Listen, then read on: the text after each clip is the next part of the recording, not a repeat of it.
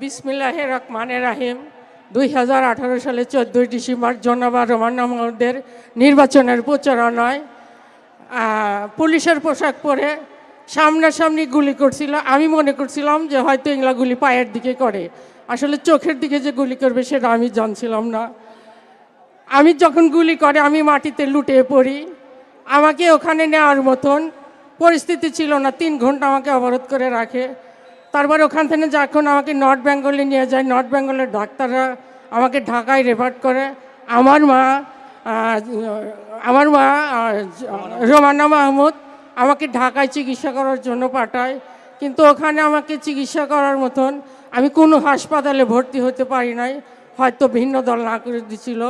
পরে যাই হোক, কায়েস ভাইয়ের টুকু ভাই আমাকে ওখানে ভর্তি করছে। পরে কৃষিবিদ মিঠুন ভাই, আমাদের ডক্টর আমানুল্লাহ স্যার আমাকে অত্যন্ত আদরের সাথে অত্যন্ত দক্ষতা মতো আমাকে চিকিৎসা করে। তারপরে আমাকে ওখানকার ডাক্তার আমাকে অন্ধ ঘোষণা করে।